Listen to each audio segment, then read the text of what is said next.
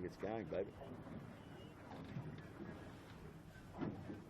Okay, folks, welcome back to Sydney Harbour. It's Sunday, the final race. Thank God, boys. With trials and tribulations and skating on thin ice and gaffer taped myself to death. I've been having some shocking dreams, Warwick Brooklyn. How you been going, buddy? Yeah, well, I don't want to think about you and gaffer taping your dreams, brother, but no, I'm going fine.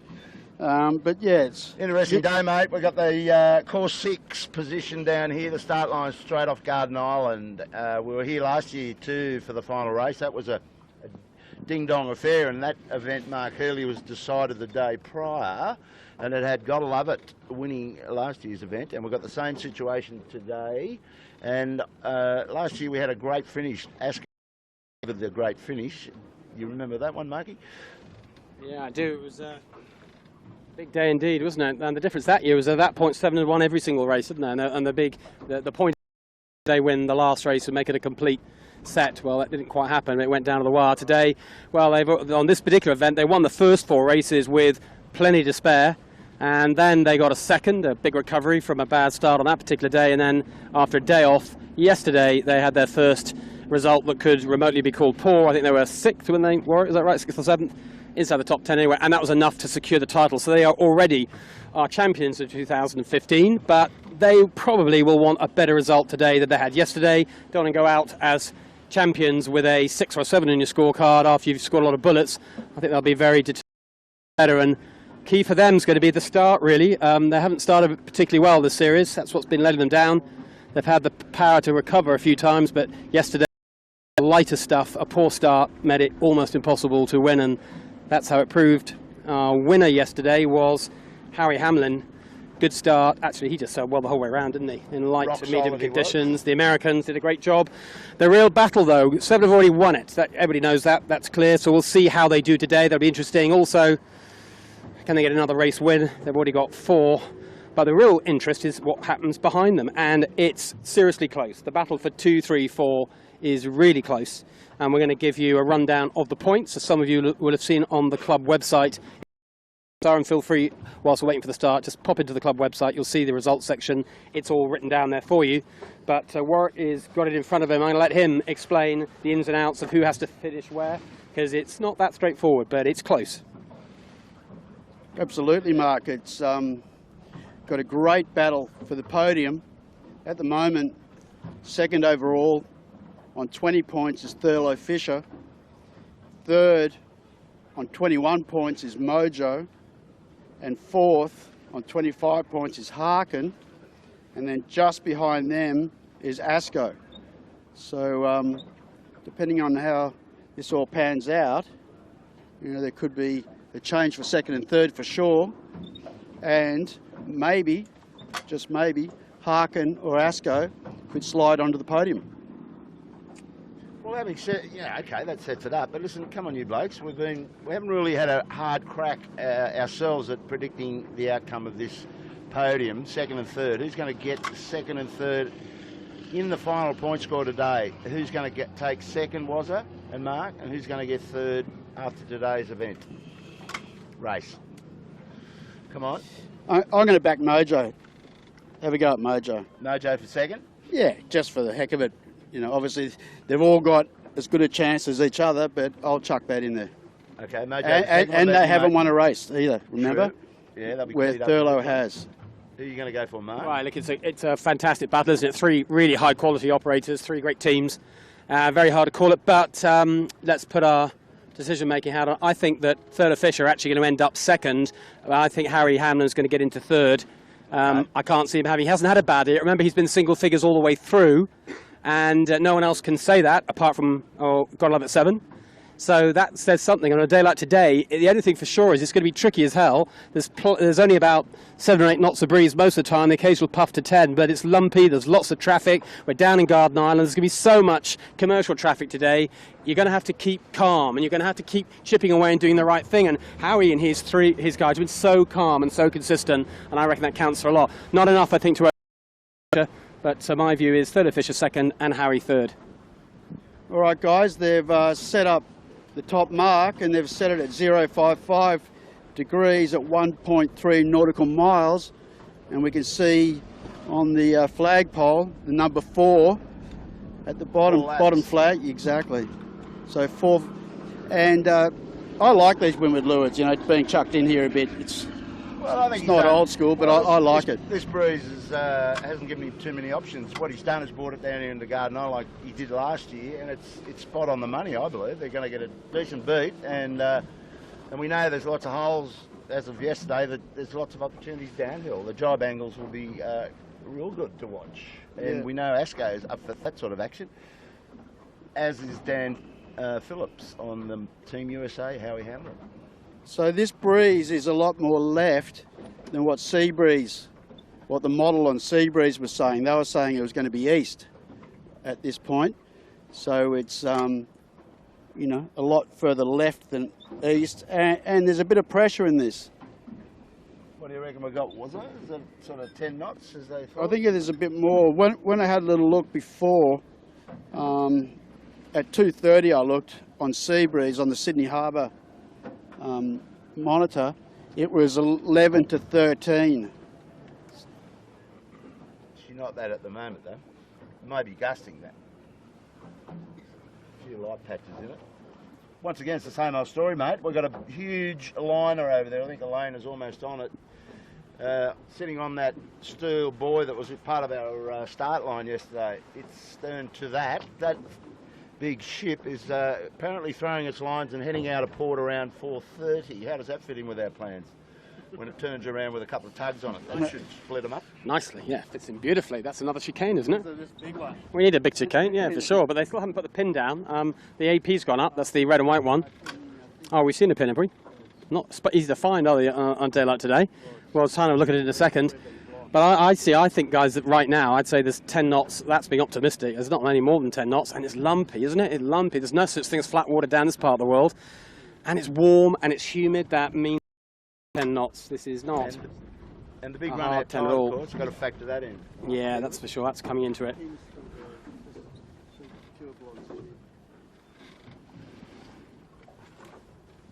So 24 boats on the start line. Champions already sorted out. But what's going to happen just behind them? And of course, there's lots of other little battles, like always happens in a decent-sized race fleet, going on through the fleet. There's a really good battle for the boats that want to try and score top 10 in this JJ. That's no bad thing to do. There's a really good battle between 8, 9, 10, 11, 12. There's literally a couple of points between 5 boats. So I know that boats like Yamaha, boats like DeLonghi, boats like SeaTech, they're all right in that particular battle, and they all want to make sure they get top 10 overall, but they can't all do it, that's for certain. So that's going to be a great one, but the 2, 3, 4, 5, that's the one we're looking for. And you'd reckon the Kiwis would want to end up and make a good account of themselves in this final race? Yeah, and maybe, would you say they're just a little disappointed, Bob, with how they've ended up so far? Well, it's the old story. Sydney Harbour is a hell of a difficult place to sort out, and we've had really tricky conditions, as we know. And you could sail here for 100 years, and I don't think you'd ever completely sort it, Warwick, would you? No, never. You know where chunks no. You know how chunks of it work, but it's all connecting the other part. Well, we see that in the mix-up of the results. And the best Kiwi at the moment is Yamaha in 6th. So they're on 35 after a drop. Well, they had a good race, the final race last year with Asco 7, and it was Yamaha last year, as I recall. You might see a duplication of those results. Well, SeaTech's not too far back. They're only 2 places back on 46. But, and DeLonghi, who've had a bit of an up and down regatta, they got 2 big scores, which has hurt them, but they're on 47 at the moment. So there's a whole bunch of boats in the 40s. So there we go, 5 minutes. I'll just quickly give a shout out to Pacton Shah. He's over in Carmel, California. He, an avid skiff fan, sailed him in the 80s with his brother.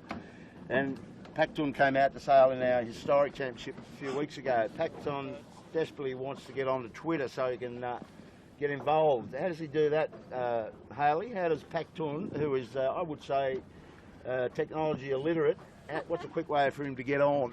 He just needs to download Twitter onto his tablet or iPhone and then create an account and then tweet us at 18skiff. Sounds like he needs to get someone to help him. Just find someone who looks like they're less than 40 years old, who's got an iPhone. What else he has to do? Or just give us a call and we can answer his question. And Hayley, can you just remind people our Twitter handle? It's 18 Skiff. Couldn't be simpler, could it? No. There you go. We try and keep life simple for all us aged tech types, but Hayley's going to run the Twitter. Any thoughts today from our Twitter population about what's going on? I just put a shout out to everyone to let us know what they think about second, third and fourth. If they can let me know via the Twitter handle, and we'll get your thoughts on who's going to come second, third and fourth. Yeah, anyone who gets them right in the right order, we'll give them a shout out at the end of the race for sure. But don't do what we do. I tell us the answer with 5 minutes to go. You've got to make your minds up early, haven't you? Commit early to who's going to get that 2, 3, 4, 5 battle. 3 minutes 30 to the start, if indeed the first start gets away. We remember we had 3 generals yesterday, and had a chat with the race officer afterwards. He's not that keen to use black flags. He made it pretty clear. For him, that's a point of last resort. So we're going to need a lot of generals till we see that little black flag flooding around. For now, it's going to be standard start procedure. And just out of shot, Lumix coming down with their chute. They're leaving it very late. Again? Yeah, their second day in a row. So now we're getting down to towards the business end of the start. And let's try and figure out what these guys may be thinking. We've got 7 Running the line. heading down to the pen. Yep, running the line. Got Compass still going down that way. Mojo's around the boat. I mean, we've probably got, a minute and a bit to go. 7 just doing the test. They've just wound it up then on a wind doing the test, trying to get their angle. Well, they get out in the tide earlier, don't they, down there, Yep. Big advantage if you're down in that area. You're going to punch get out into the tide escalator. The other thing is 2 kilos that the guys at the pen potentially can get pushed into that P&O cruise ship. It's a bit hard to tell from where we are, but if there's a bit of a header, that could happen if they get locked out. Well, we're not going to see So 7s, they've done their test, so that's obviously what they wanted to work out. ASCO having a good look at what 7 was doing. Well, it's the same old story, mate. You just got to buy a lane. You just got to get in, tack over, or whatever you do, you got to end up in clear air. Otherwise, you're just going to get bashed up. But you're right about the tide. Where we are now, the start boat is basically lying to the breeze. So there's a little bit of cover behind Garden Island, the point here, for the tide. So the pin's going to get you to the tide quicker. Yep. Sure. It looked like 7 had tide there, didn't it? We saw them just a little wind up on starboard, a lot of left to right movement when you look at it against the ship. The other thing is this is another short line, another very short line. If you just look down the pin just for a second later on the camera, let's remind ourselves it's the buoy with the black and white checkered thing, not the red one to the right. The black and white checker, that makes it another short line, and maybe 1 or 2 people could get caught out by that orange buoy. It's just a big distraction. It's awfully close to the real pin, but it's not the real pin. But I agree with the comments we've had so far on board, which is that once you get out of the left-hand side off the pin, you're going to get a really big tide advantage. You start up this end of the line, you get it a lot less so. And at the moment, with 1 minute to go, there's the 1 minute gun for the start of the final race, race 7, 2015 JJ. A lot of boats showing significant interest in the pin, to put it mildly. Well, there's Coco saying, look, I want to own this. And a short little tag. there's a boat called Smeg, Warwick. You got a bit of interest in that one, haven't you? Coming towards them. Oh no, it's ASCO. Sorry, coming towards them, looking to go bow to bow. Warwick's son is steering Smeg this year. Today, David Witt is off the boat, and we've got Ashland Rooklyn stepping in to steer the good ship Smeg. I think they'll make a good account themselves. They've certainly lost a bit of crew weight with that crew change. 30 seconds to go. At this end of the line, got Lumix owning the boat. We've got SeaTech. And we've got Smeg down the middle of the line where you can see Harry Hamlin. That's the boat without any branding. The white hull right in the middle. Pure Blonde just to the left of them, ahead of them. Down the far end of the line, there's ASCO and Thurlow Fisher and Rag and Famish all wanting to have a crack at that pin end. 8 seconds to go. Looks like it could be a clean start. Smeg go bow down. They push the throttle. Pure Blonde look early. 2 seconds to go. There's the gun. Oh, it's probably a general, is it, lads? Probably a general. I'm not so sure. Well, we've only got 1 gun so far. Clear start. General. Yeah, the gun didn't work, so they had to use the backup horn. Hammond 7 didn't get that one right, did they? 7 will be very happy with that general recall. They had to duck the whole fleet. There is our series leader. Another poor start from these guys, and that's not taking them to...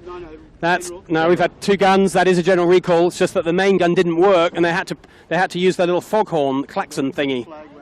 Yeah, exactly. The flag went up, so that is what counts. And they're 7 very happy indeed about that, because look at them. Look at the tidal effect also. Look at how the boats are going left to right, upwind on starboard. It's kind of like they're sailing in a Solent or so, somewhere really tidal, isn't it? Big tidal effect today.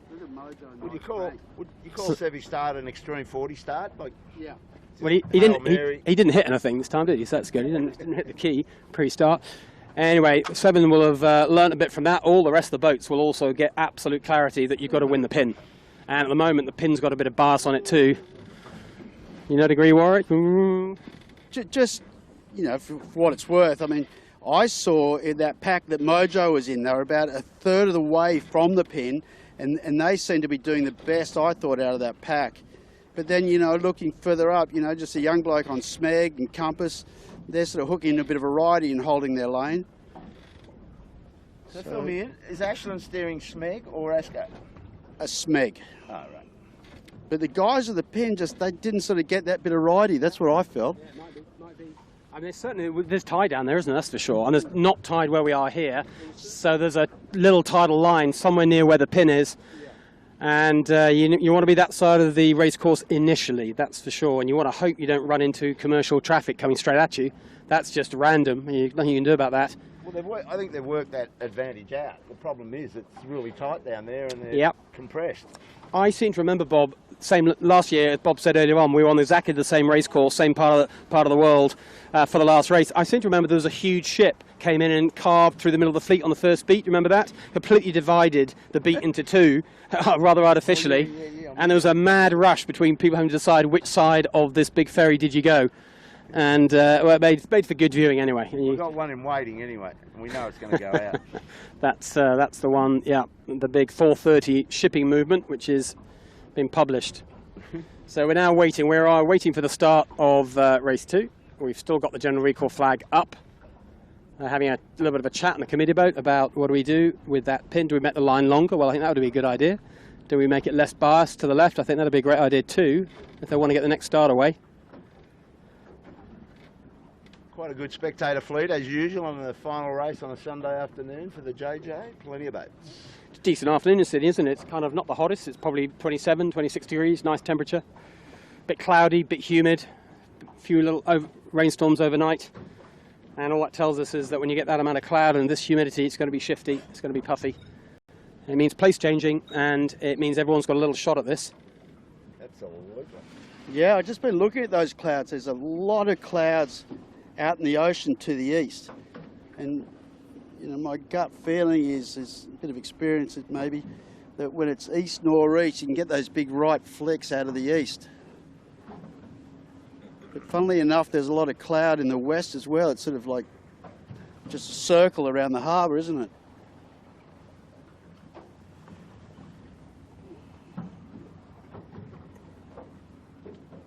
So that was interesting with 7. I didn't pick up early He got where they were, because they were down the crowded out. Yeah. Crowded house. And so you did the bail out and then had to take the stern of the whole fleet. Yeah.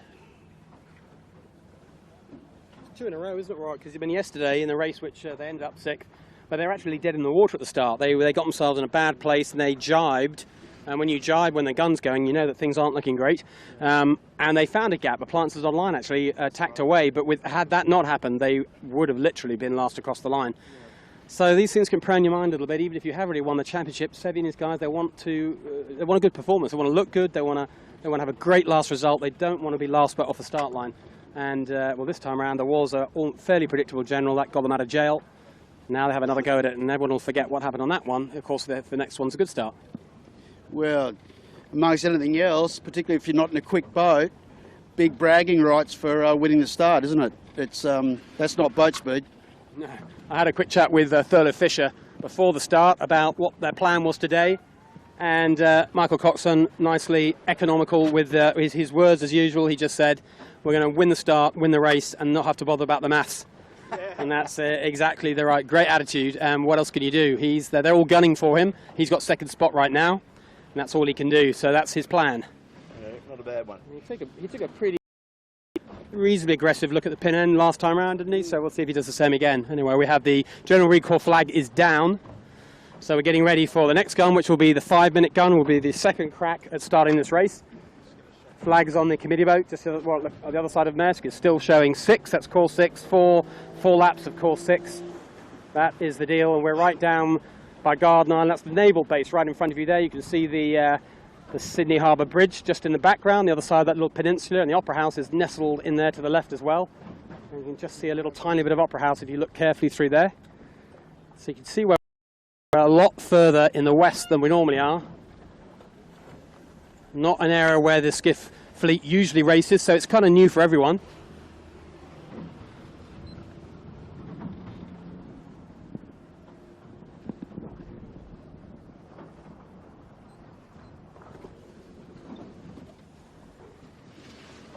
And the klaxon's not working too well, is it? The klaxon just went then, and it certainly wasn't the loudest, clearest one of all. Do you think the budget's been shaved a bit there, Bob? I don't know what happened. Well, it's the same syndrome you were talking about. Everybody's running on minimum strengths, minimum lengths of wire, and committee boats, minimum amount of battery power on the klaxon. I reckon they underwick that. Anyway, I hope the next klaxon's nice one now. The next one will be 4 minutes. We'll give you a count in. It's about 15 seconds or so till the 4-minute gun goes. A bit more puff here, by the way. Yeah. Yeah, a little bit of extra breeze. Get ready for your 4-minute gun. Set your watches. And there it is. Oh, it's gone black. We've gone with a black flag. That is unexpected. Whoa. It's precisely what the race officer told me he wouldn't do yesterday. So someone's been in his ear last night. If he said, well, what do you guys think? I said, well, I can't talk for the whole camera cat, but my personal view is I quite like a black flag. It's a bit of drama. It actually is another skill because it's all about risk management. But also, going home, you bet your life. And on the last race of the day, also, Bob, they don't want this to linger too long, this race, do they? There's a whole lot of stuff and admin tonight. There's prize givings and all sorts. It'll be out here all afternoon. And the presentation of the ribbon. And the presentation of the ribbon, and. So there we go. It's start 2. We're getting ready for. There is the black flag. Clear as you like. So are they all supposed to be told, or you just got to look at it, find out for yourself? Do it No, yourself. Flag is the priority communication as usual. You have to do what the flags say, and the audio is just there to help. And what the process is, if you're deemed to be over on a black flag, the chase boat or one of the committee boats, ribs, will hunt and excuse you from the course. I love that word. Say, please go home and pack up early.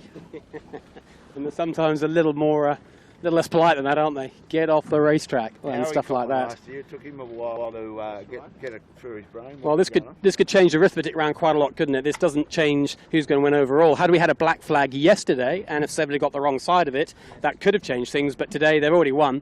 But they don't want a black flag. They want to actually compete on the last day. It would be a sad way to end their series if they were black. So they're going to be conservative, I think. At the front, the 2, 3, 4, 5. What do, Warwick? Do they go aggressive, that group, or do they conservative? What would you do? Oh, obviously not break the start would be number one, would be a good thing. But I was going to comment, though, too, don't forget that a lot of these teams will have, sponsors out here today. They have family, friends, supporters. So, the last thing that they want, or what the sponsors want to see, is their boat head home 5 minutes after the start. Yeah, and up to put any more pressure on your young lad, of course, it's a SMEG sponsor day today. So SMEG particularly don't want the SMEG boat to break the start and not be there. But I'm sure he will be fine. It'll be a cool customer, Ashland, where he's got 2 great crewmates alongside him. Yeah, decent boat. I think he's going to be fine. Yeah. And I'm guessing he might be looking for a ride next year, and this wouldn't be a bad time to put in a good performance, and every chance we'll be keeping our eyes on him as we get ready for the 15 seconds to go, getting ready for the 1-minute gun. Everybody lining up, and of course, as you expected, a black flag lining up that much further back than before. Down at this end of the line, SMEG, the boat we just talked about actually, are the hard right boat, hanging around with intent, looking for the starboard ley line. It's going to be busy here. Panasonic and RAG, you can see there's the 1-minute gun. As we look back down the line a little bit, there's Yamaha and Global Compass Markets. ASCO up at this end, DeLonghi in the middle. Pure Blonde with Seven directly to leeward. You can see in that middle group, and Kitchenmaker to left of them. Yeah, Seven is. Bob, as you're right, Bob, Seven's got a lovely spot. That spot to leeward, unless, of course, SeaTech, who are to leeward of them, cruise into that gap. That could change things dramatically. And down the line is a big gap before we get to the Hare, Yandu, Thurlow Fisher group. Fisher and Pakel and Aon, both of which had bad races yesterday. They're actually down at the pin. It's Howie Hamlin and Thurlow Fisher are the next up. 2 best boats. They're 2 of our top boats right down there. And we have 20 seconds to go. Everybody holding well back. It is a black flag start. Remember, anyone who's over early, that's the end of racing for them. And Gotta Love It 7 in the middle starts to wind up because they have got a lovely spot to leeward, so they're accelerating. It's going to be a pretty comfy start. Unless C-Tech, who's that to leeward of them? Knight Frank might squeeze them up a little bit. 2 seconds to go. Smeg, that was tight as can be. Either Smeg nailed that or they're over by an inch. One gun. Well, there's only one gun, isn't there, so far? He's got the start anyway, was? Look at that start. Look. The boat we said couldn't afford to be over. They might have. Something's going on back at the race committee. There's a conversation going on. Anyway, let's look at what's happening. We'll find out soon. They're talking all about what's going on. They're writing down names. There were a couple of boats down at the pin end also, Warwick, who looked pretty early as well. 7 were getting squeezed up by C-Tech. I think in the end they were okay, but they were very close to the wrong side of the line. They're gone. I've got a theory on that. Remember the other day, Tommy Clout and Matt Walk took that Smeg got that electric start. They pulled the gear on early. I think they just did one of those on Ashland. What do you reckon?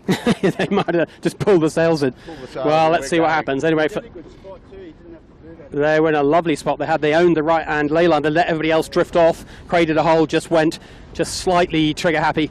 Anyway, let's get back to the race. We'll see how that all pans out. Yamaha, Appliances Global, all these guys are boats that have almost certainly been forced to tack this way. I don't think anyone wants to come this side of the race course.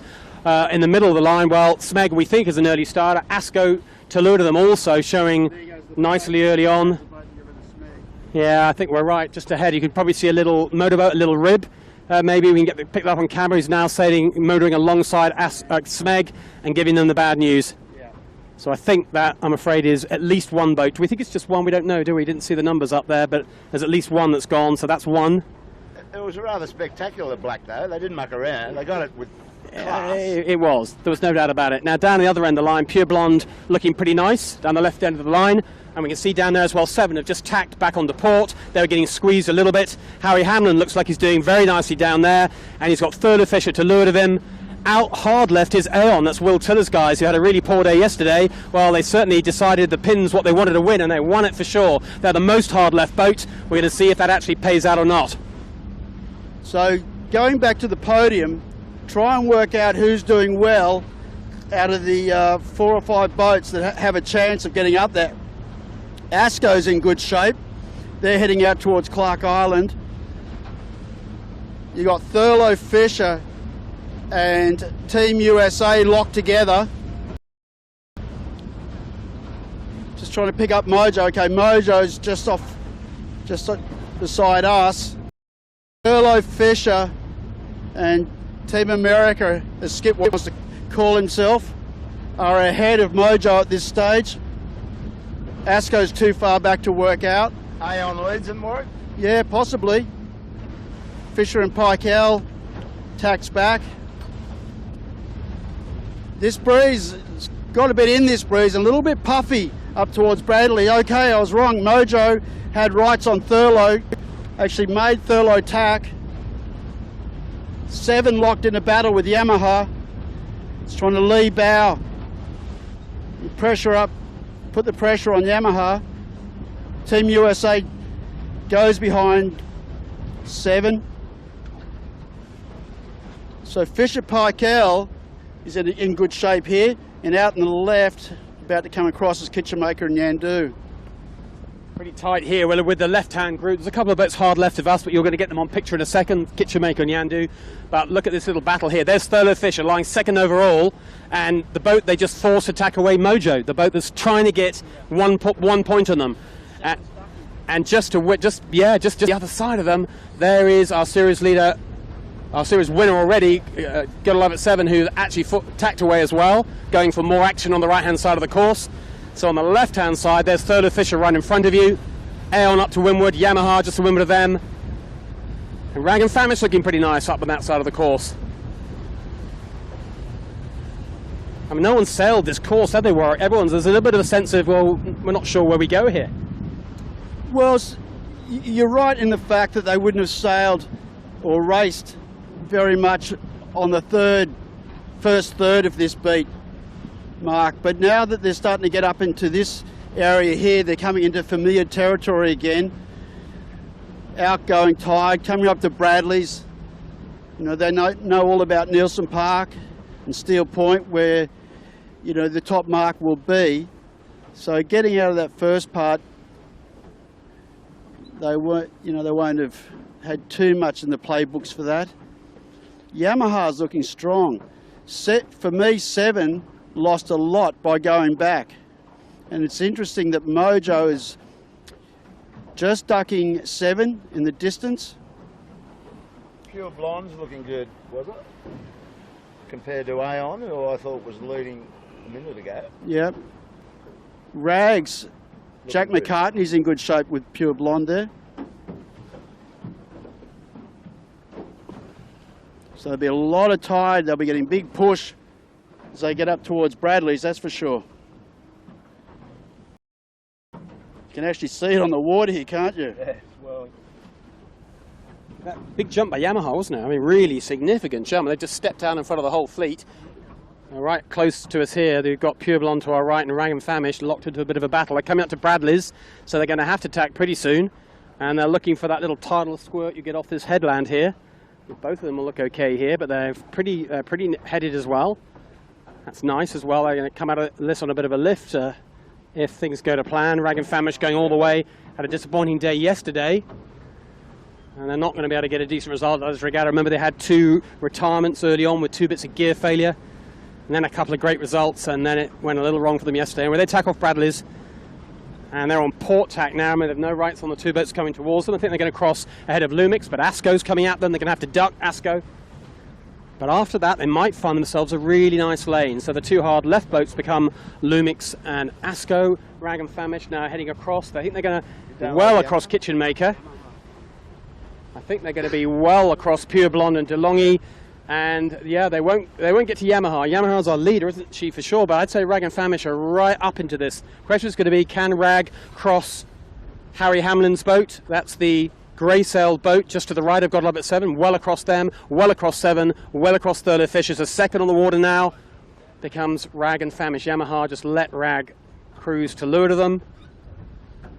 Asco and Panasonic. Well, this is our top 5 now, isn't it? So the leading groups come out of the middle left in the end. Yeah, and I can see the top mark. It's they're probably about halfway up the beat now. Yamaha doing a sterling job. They got a nice right-hand shift. They're in maximum tide. Aon will tiller out in the distance, a little bit, you know, gauged further out.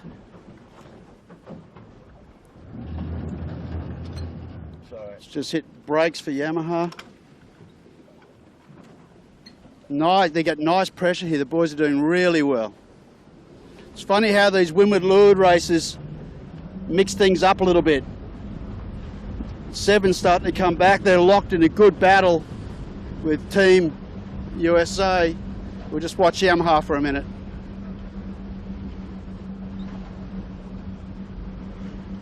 Starting to look around a little bit, looking at the breeze. They're starting to look at the top mark, looking for their lay line.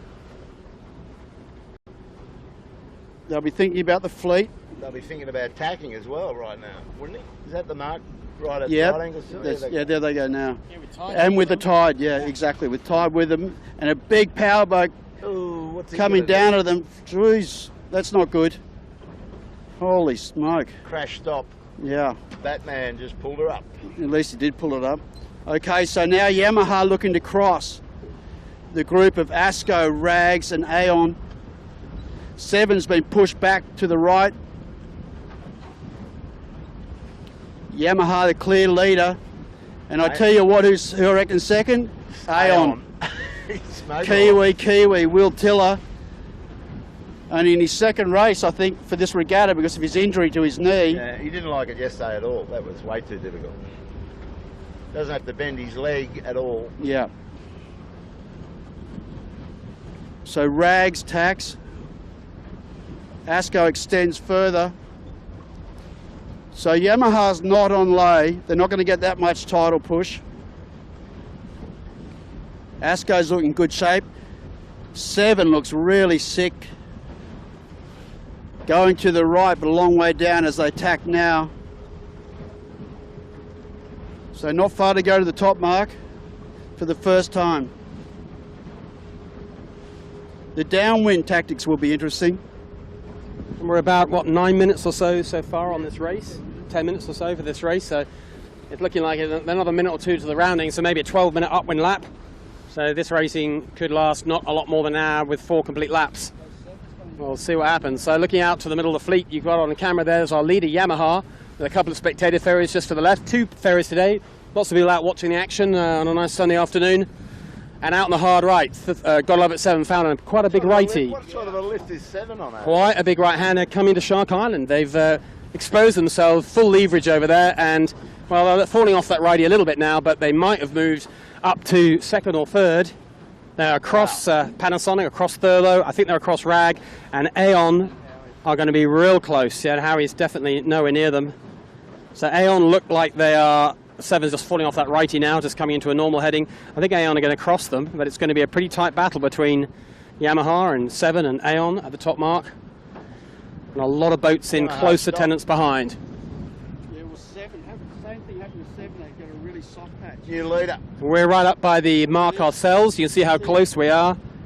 Gotta Love It 7. Look at this, Gotta Love It 7, a massive righty, just as we say that Aeon suddenly headed. Oh, lead bow tack, and Aeon could lead at this first mark. Hopefully they'll remember it's a port rounding. 7 look like they're not laying. The mark is right by us right now. We're just to windward of it. Is that a bit of Kiwi love there, Mark? Kiwi on Kiwi action, isn't it? Yeah, the two of them giving themselves a bit of a hurry up.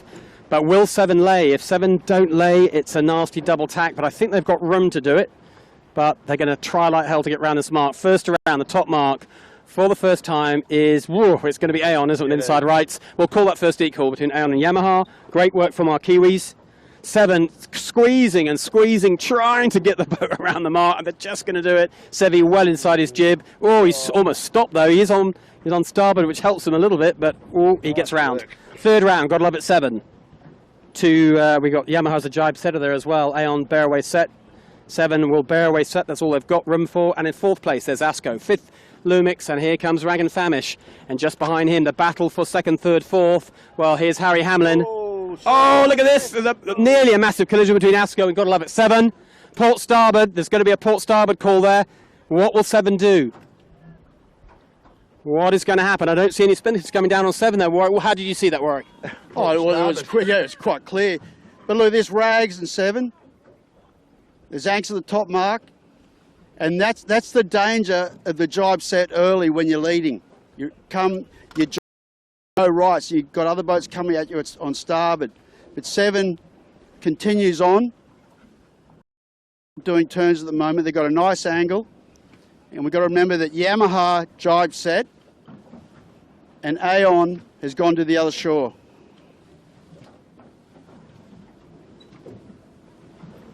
Right, Frank got carved up there. Yeah, and Appliances has it. Mojo got totally carved up. And this is for the podium. Like Thurlow is a long way ahead of Mojo at the moment. Asco, we remember, had that port starboard with 7. Appliances online. Yeah. Tommy Anderson's yeah, gone for a little forward hand's gone. cool off over the back. Thank you, Tommy. Mick is staying nice and calm. So yeah, for the race for the podium, things are mixing up a little bit. So at the moment, the race for 2nd is in Thurlow's favour for 2nd overall. Just remember, this is a 4-lap race. Howie, well no, actually Howie Hamlin, but he's got to jump them a bit. But yeah, it's mixing things up, isn't it, this Windward Leeward racing? Yeah, it certainly is. It's choppy. There's lots of spectator boats out, quite intense. Relatively short leg as well. It kept it all tight together. But of the key action there, well, the big battle for 2, 3, 4, 5. Michael Coxon looking like he's got a bit of control over that right now. The boats ahead of him are not really in that battle. He's got Harry Hamlin behind him. He's got Mojo well and truly behind him. And although he's got Asco ahead of him, Asco need I think 5, 6 points on him, and they're not going to do that at the moment. So at the moment, looking decent for that 2nd place for Thurlow Fisher. And we're looking at Asco and Lumix coming together. Bit of freshness, breeze has increased, isn't it? 3 wiring all the way down here. Yeah, no, it's good pressure. And these guys are going quick. Lumix jives inside of Asco. Rags responds.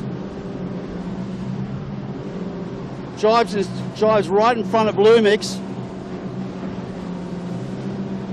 So this is the result. Remember, these two were locked together at the top mark, and Aon went all the way to the left shore looking upwind. Yamaha jibed set, and so there's not much of a gain or loss in either one of those strategies. They're still really close together.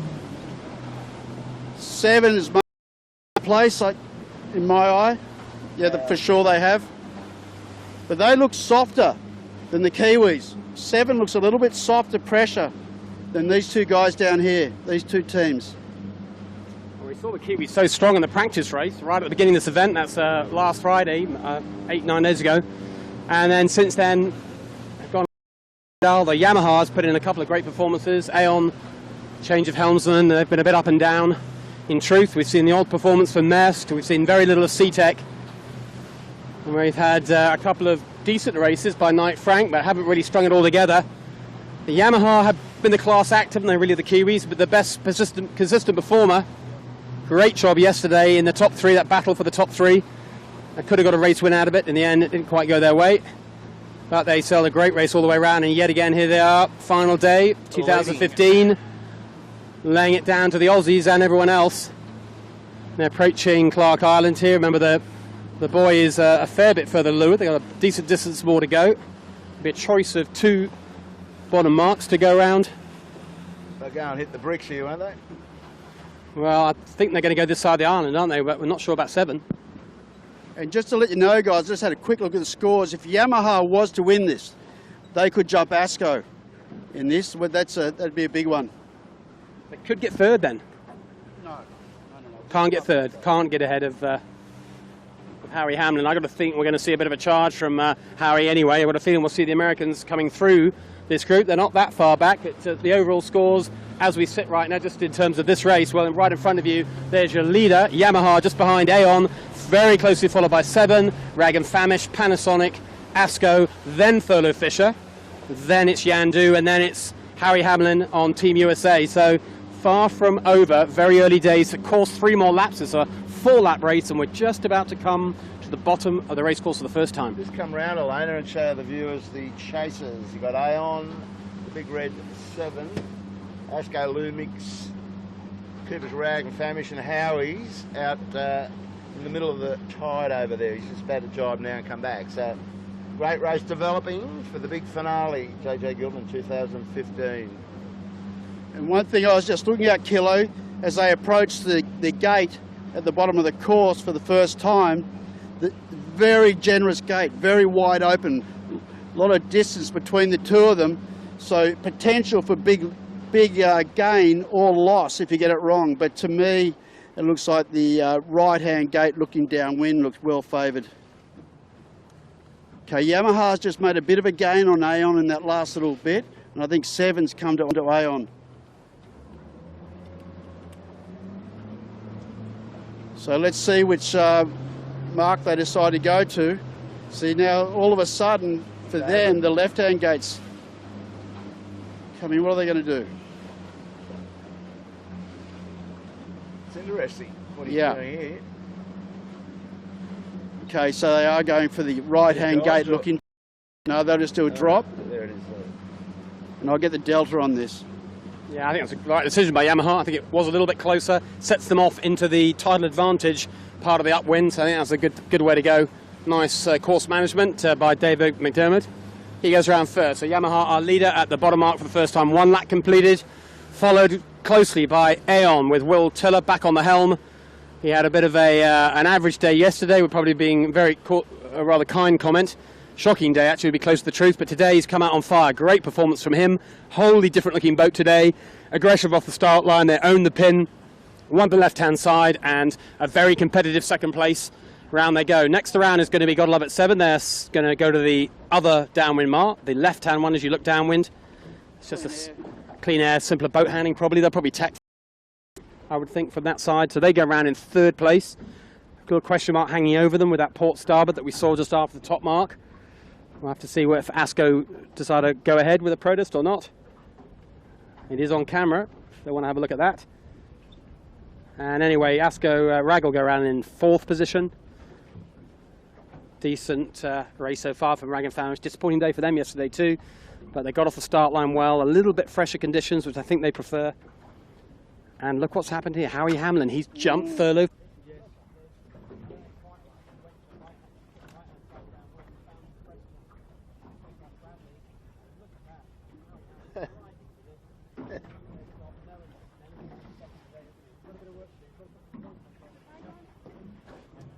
The Panasonic Lumix, and then there is Michael Cox's Thurlow Fisher. He won't be that thrilled when he sees where Howie is. And he's got a nasty bit of boat handling coming up. It's the full 180 turn with a drop, triple twist, 9 degrees of difficulty. And still, has anyone seen Mojo? A long, long, long way back. I've got a feeling that's going to be too hard for. I can see Lee Napton now. He's a long way back. He's a good couple of minutes from getting around this bottom mark. We'll do a little maths for you as we go on the run. Now, another 3 more laps to go. I've got a feeling Mojo might be really struggling to stay in the top 3 now. Next around there's DeLonghi, there's Yandu to windward of them, and Pure Blonde, a little bit of a messy drop. Have a look, Mark. Got to love it. 7 went round that other turn, Mark. I didn't think that looked too flash, but have a go. He's not that fresh, you know. He hasn't got a lot of pressure, but Yamaha went out off the other one, and I think 7's hauled into him big time there. Yeah, he might have done. He might have found a bit of pressure up there. I mean, the Aeon coming over from the left. We'll have a look at what happens when they all come together, but that's a pretty close threesome, that's for certain. So Kitchen Maker coming round. We talked before about that, not just a battle for 2, 3, 4, there's a battle for the top 10, isn't there? And that top 10 battle, there are boats like Kitchen Maker and boats like Pure Blonde and DeLonghi and Yandu. They're all fighting for that top 10. Look at them, they're all side by side. And the thing is, Mark, on my calcs, which is always pretty rough, if Mojo stays where they are, Howie moves to the podium. Mojo moves off the podium. Yeah, that's got a feeling about it, isn't it? I mean, we were saying you needed some big splits between those 3 to make the moves happen, and you kind of thought, well, they've all been pretty consistent all week. That's what's got them to where they are. But at the moment, Mojo didn't have a good beat at all, did they? No, they haven't had a good first lap, and certainly not a good first beat. But their drop at the moment's a 15th, and quick count then, I think they're deeper than that at the moment. So, but they're going to move up, I think. Yeah, so we'll see what happens to them in another nearly 3 laps to go. You have a quick look at ASCO, and in front of us there's Rag and Famish just to the left, a black sail boat. You've got 7, you've got Yamaha, Aeon. That's the battle for first. There's Yamaha on port crossing 7, so they still kept their lead. And I think they're crossing Aeon as well. They decided to tack a little lee bow in there, a little conservative tactic. These 3 very close. Rag and Famish seem to have closed up to them a little bit, maybe ASCO as well. Certainly we're not seeing the top 3 stretching away like we saw yesterday. If anything, they're all compressing. Aeon's got them there, Mark. Yes. Starboard sitting on top. Saying Aeon's got. Yeah, Aeon the leader. That's what it looks like, isn't it? Well, they've got it, didn't they? Aeon. They were hard left off the when they went around that bottom arc. They committed to the left-hand side again, unlike the other 2, and it's worked. Look at this little arms race between Gotta Love It 7 and Yamaha, and I've got a horrible feeling I know who's going to win that. Exactly. I mean, Yamaha's gone. They're going to have to, probably don't want to bail out, but they just can't live there, I don't think. Aeon's just got really soft pressure and is bowed down. 7's just burnt Yamaha off. You'd imagine they've got to tack. And they've got to watch out. Oh, no, 7's tacking. This is bad for Yamaha. Well, there's a Manly ferry coming, Warwick. Right. But the thing was, Yamaha was doing a slow attack, and then 7's decided to attack, so that's a double hurt for Yamaha. Will's just seen that. Yep. And the trouble is now, Aeon's going to get bad gas off the Manly, bad lee, so they'll have to manage this well, these guys. Well, we love a ferry drama, don't we? Yeah, I think the Yamaha problem is they should have just tacked early, shouldn't they, Warwick? I mean, they're in dirt well before the ferry was the issue. They just bailed out, but they hung and hung and hung. And, yeah, in the end, I think they were being cheeky, thinking 7 will go first when they see the ferry and we'll go on their hit, but didn't quite happen, did it? But end result of that is it's worked nicely for Aeon. They got a bit more left in that, pretending they hadn't or maybe they hadn't seen the ferry. I think they were playing a canny game. So, remember, Will is a match racer completely, and don't rule out the mind games, that's for sure. World-class match racer. So in front of us now our leader, Aon, putting together a polished performance so far in first. They're inside at that mainsail, aren't they? They've obviously got their full turbo setting on. Breeze has come up a little bit. So what is it, 12 knots, so not much more than that, but they're now looking overpowered. Yeah, well, they're just pretty comfy in that range, little flick occasionally. But I think you're right. I think they've made a gain on Aon. 7 now tacks. So what he's going to do is he's going to do the old slam on 7. Why not? I think bang on line, try and do on their bow. Do it right on their bow and make it hard for them to go above or below. That's about right. Got to go good tack. You've got to execute it, haven't you? Ooh, that's not a great tack. Not a great tack at all. That's a shame. A little bit of pressure on them, but they've tacked exactly in the right place. Yeah, and good decision by 7, not hanging around, waiting for it to be a problem. They just get the hell out of there. Sam Newton, another great tack from the bow, and just flings himself out on the wire. 7 will back themselves in an attacking duel with Aon, that's all that says. And also, too, let's not forget where Sevi got his credentials to come into this camp, and that was match racing. Yeah, for sure. So third on the water, Yamaha. Of course, they led around the bottom mark, so it's quite worked for them. I thought they had a good enough lead to protect that. It was a nice, tidy lead, and it all evaporated in no time. Yeah, they kind of looked over their shoulder, saw 7 going the other way, and got sucked into a. It's way too early, isn't it, to start thinking about covering boats behind you. They're only on lap 2. And the thing is, so Sevi split. He didn't look too good when he came right early last time, but then remember he came really strong at the end. He got a bit of right-hand shift the others didn't get. Yeah, and he's just getting that sort of bit of east pressure out of Rose Bay.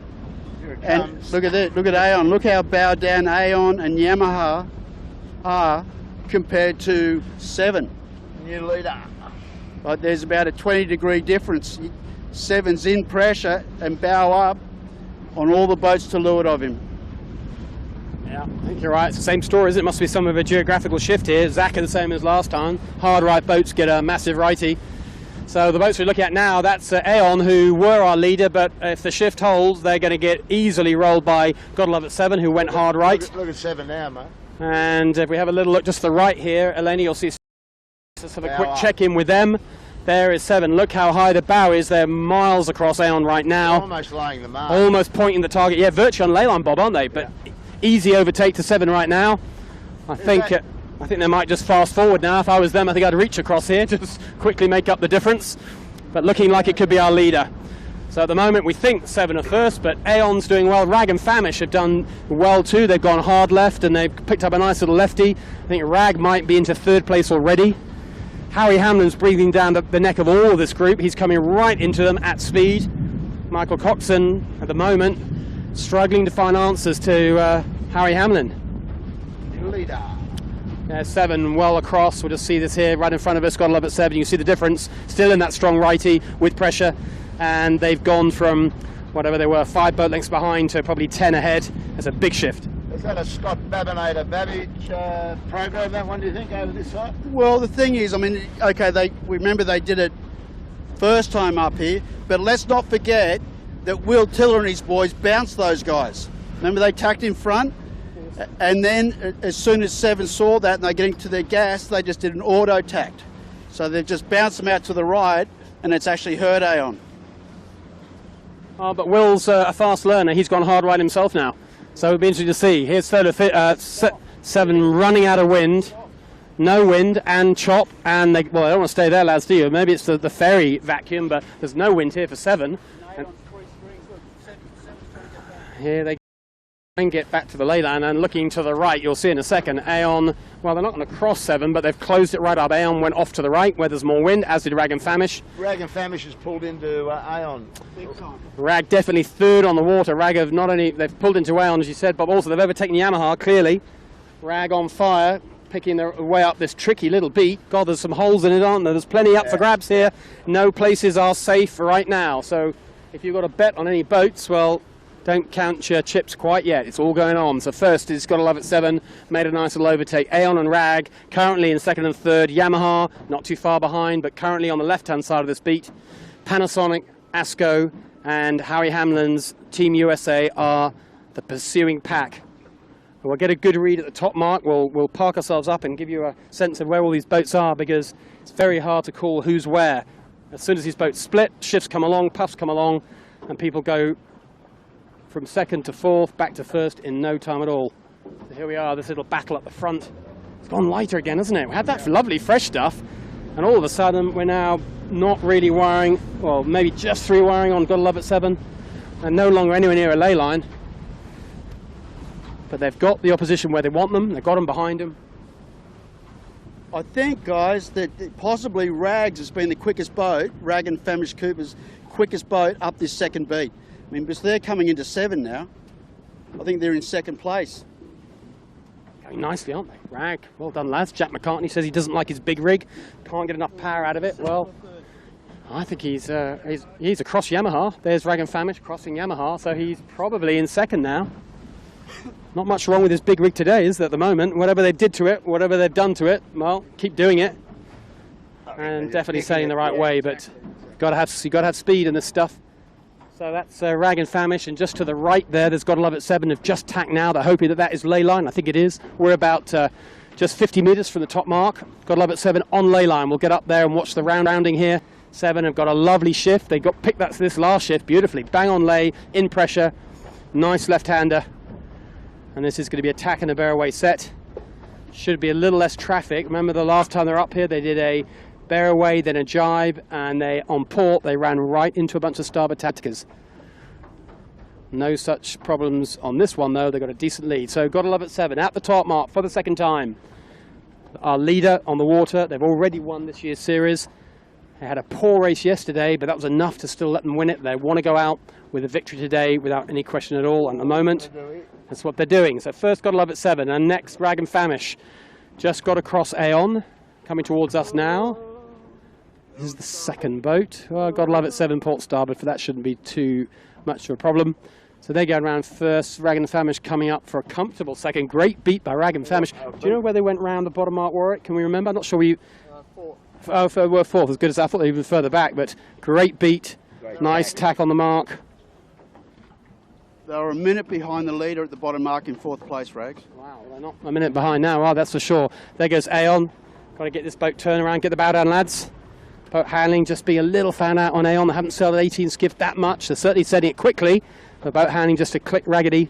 Next round, Yamaha. Not a great beat for them. They go from 1st to 4th, but in close attendance to 2 and 3. They can win this back from there. That's so. 4th. 5th is going to be Asco coming towards us just on the left here. Here's Asco on starboard. Oh, Howie. That will be 5th. And Lumix will be 6th. And then Howie Hamlin is going to go around in 7th. And Thurlow Fisher not too far back in terms of placing, but quite a long way back from Howie on distance. Now, how many points does Howie have to make up on Thurlow, Warwick? Sorry, I'm going to keep asking you these annoying questions, but I can't remember. I think it's at least a handful, isn't it? It's more than one, that's for sure. So Harry's going to need to get more boats in between him. Yeah, it's only one. Only one? No, sorry. 5. 5 to 30. Okay, so that's still, at the moment, he's got 1. He's got a 1 delta, but he's got, the boats ahead of Harry are not that far ahead. If he keeps overtaking, he can still do that. So there's Harry Hamlin. He goes round in 6th, 2, 3, 4, 5, 6th place, yep, or 7th actually. No, Harry Hamlin goes around in 7th. 6th was Lumix. Lumix have gone left downwind. Everybody else has gone right as you look downwind. So Thurlow Fisher about to go around the top mark in 8th. Following Thurlow, it's going to be Yandu and Kitchen Maker and Pure Blonde and DeLonghi, and those are all the boats that are fighting for that 8, 9, 10 overall position. So a great battle there. Mojo, the next to come. Mojo, the boat who's probably having the most disappointing race. They were lying 3rd overall going into today's final race. They, I think, are not going to end up on the podium. I think it's going to be a bad day for Lee Napton today.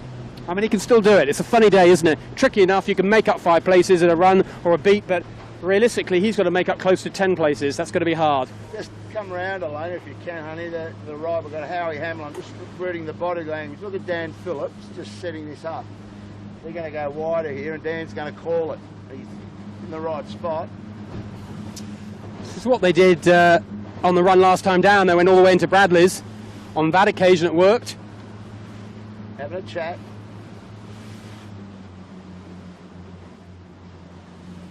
quite a discussion.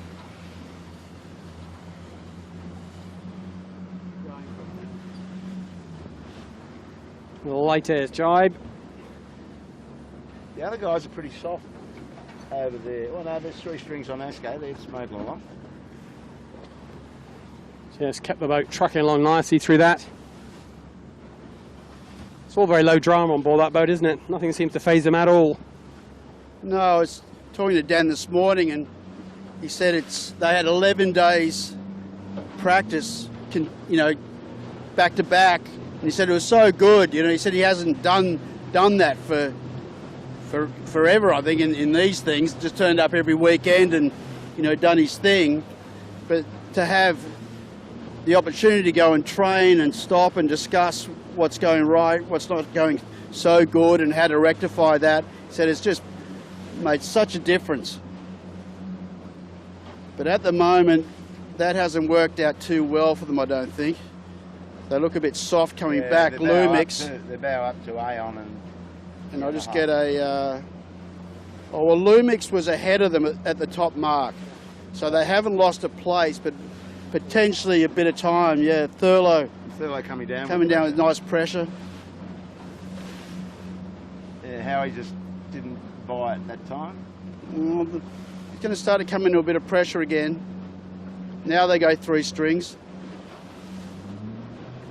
I didn't get the delta between Lumix and Team USA, but I think maybe Lumix has pulled out a little bit of time. I think the one that has made a fairly big gain on this run is the Mighty 7. Yeah, it does look, looking down in the distance, well, in front of us, you see the gaps between Lumix, Yamaha, Rag and Famish, and just to the left of them is Aon, who got a little bit dropped by this group, I think. But out there's the big red branding of Gotta Love It 7 against the CBD of Sydney. You can't miss that big red spinning, can you? There she is. A decent lead, definitely an extension, Warwick. I absolutely agree with that. I don't know how they've done it. We haven't been watching, but that looks like maybe a doubling of their lead. That's a big lead now. And 7 right down the distance, jibing. That won't be Leyline. They'll have a couple more jibes to do down there. They're looking like they're going to go on to win this one at the moment. It's extending all the time. And behind them, well, second place still Rag and Famish, who had that fabulous beat. Yamaha and Aon are in pursuance, as are Panasonic. Nobody got any answer right now. This is out of shot, but I can tell you, Asco is doing the full Cuba time out to the left, and I reckon they might have a go and go around the back of Clark Island. Oh, you're kidding me. No, they're driving now. That's how they did it last year to knock 7 out of it. On the run to the judge. Nice and low to Clark, sorry. I wanted to see that. Yeah. Well, they're 3 strings, aren't they? They're a bit far away to tell. All right, coming up to the end of lap 2, boys, halfway through the race. Coming up for just over 38 minutes, so about 20 minutes a lap. Yeah, it's going to be quite quick, isn't it, this race? Not taking any time at all. They're kind of powered up. Yeah, it probably is normal. It's you kind of think 4 laps could take forever, but it's only a mile. What was it, 1.3 mile? Yeah, not too big. So there is race leader. Gotta Love It 7, and looking like they're going to, well, they're setting up for that left end. 1 jibing into the left. Boys, you look downwind, looks more likely. You'd think, wouldn't you? It looks an awful lot closer, but that's a hard boat. They're setting themselves up for a nasty bit of boat handling. A lot easier to go to the other one. There goes the bow up. I think they're going to go the other one and just make it simple boat handling. We'll see. It's a lot further all the way across there. No, they're going for the right-hand one, as you said, Warwick. They're going with a harder... Watch Sammy Newton destroy this spinnaker. Yeah, going to rip it down. And they got the spectator boat right in front of them. I don't want to mess that one up. Yeah, Sam Newton gobbles it up, a bit like we saw Matty Walk doing yesterday. Yeah, that was perfect. I think the bowmen love a late drop, don't they? It's a chance to kind of flex the muscles and show off a bit. Matty Walk wanted to give Whitty an uppercut, actually. The dream team in front again. There they go, Gotta Love It 7. Pretty comfortable lead. Definitely an extension for them, a great downwind. And here comes Rag and Famish hanging on to second place. They've got a bit of pressure on. The heat's in the kitchen for them, isn't it? They've got a whole bunch of pursuers. Yamaha, the best of that group, keeping the pressure on them. Well, here's a boat handling test coming up. They all want this buoy right alongside us now. We're nice and close to it.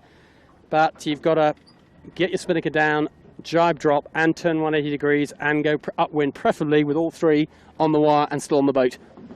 Let's see if they can do it. Here goes the first one. Oh, Jack giving himself a little bit of room for the turn. Peter Harris sucks it down. Very calm and organised. Wasn't that nicely done? Yamaha, not quite as smooth. They dropped the kite a little earlier. Coming out a little bit slow, a little bit underwicked, but tidy. I don't think we'll give them quite as high a score as Rag and Famish. And they go around in third position. That's third place. We are, remember, the bottom mark for the second time. 2 laps gone. Lumix has done well down there. Yes. Yeah, haven't they just? Lumix done really nicely. Aeon probably relatively the loser here. Well, I tell you what, Lumix has jumped Asco on this run. Yeah, Lumix has jumped Glasgow. Indeed, a great downwind by John O'Witty. It's getting crowded on this mark, isn't it? And next, Harry Hamlin, who's close to these three. If he could jump these three in front of him, he'd have the points he needs on Thurlow Fisher, but Thurlow Fisher just one behind him. But there goes Panasonic, great run. There goes Asco, and look how close Harry Hamlin is, right behind these three. He's going to need a decent drop. Here goes Skip McCormack. Helmsman converted to a bowman, and they get round there fine. A little bit slow out of that. They need to get this boat rolling. They've got to stay high. Harry knows he's got to stay high here to get any kind of a lane off Asco. And he manages to do that.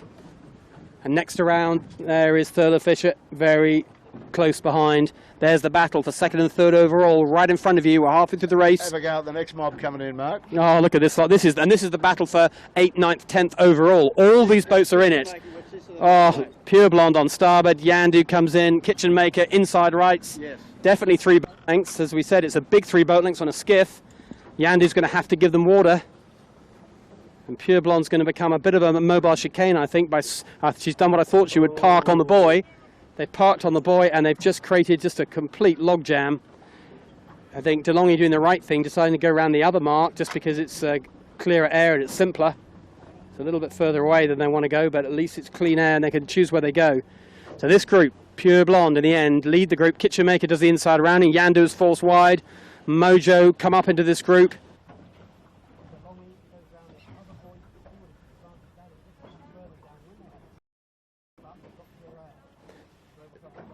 You got your mic on, Mark?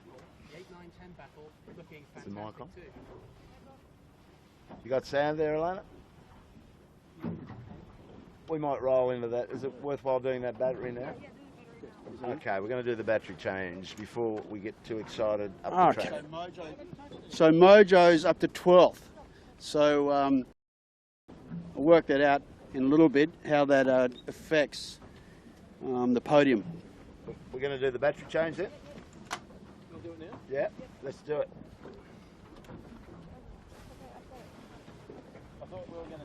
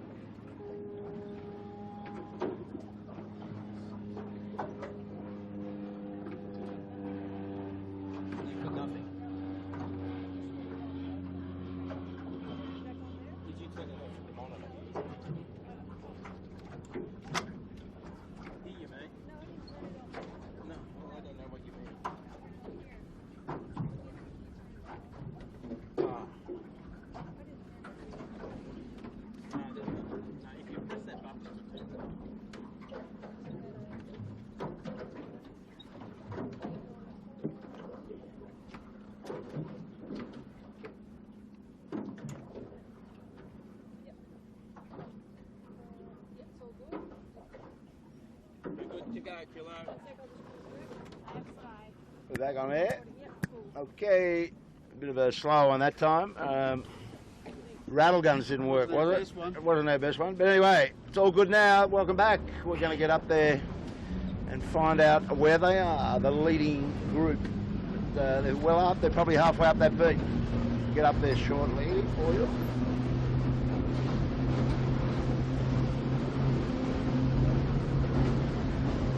Anything going on? Yeah. You got vision? We got cops. Yeah, so you got some sound from us, Elena? You got sound? Yeah, the first ones keep coming up sometimes. That one keeps cutting down sometimes.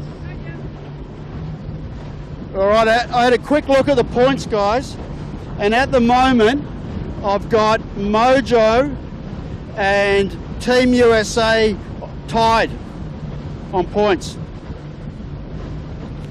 But they're both in positions where they've both got counters. And count back goes to Harry Hamlin. For the win. That's right. So there's 5 between them right now. So with coming up for a lap and a half to go in this race, this could be the interesting battle. Yeah, we'll keep you posted on that as best we can.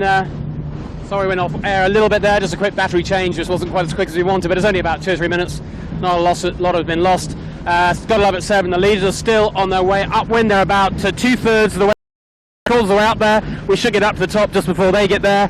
At the moment, 7 have extended their lead by the looks of it. They've worked the right-hand side of the beat again. Behind them, the pack of Rag and Famish, Aeon, Yamaha is all very tight and close together. Rag is still in second, followed by Aeon. And then behind them, well, I tell you what, Harry Hamlin, he's come up into that group, no question at all. He's right in front of us now. There is the boat with the grey sails and the pale blue on the edge of the inside of the hull. That is the Americans. And there's another group in the hard left. We're going to have to see what happens. On the hard left, there's Panasonic, Asco and Thurlow. There's just Elena giving us a little spread to the bit more to the left, and there they are. Look at those 3 boats.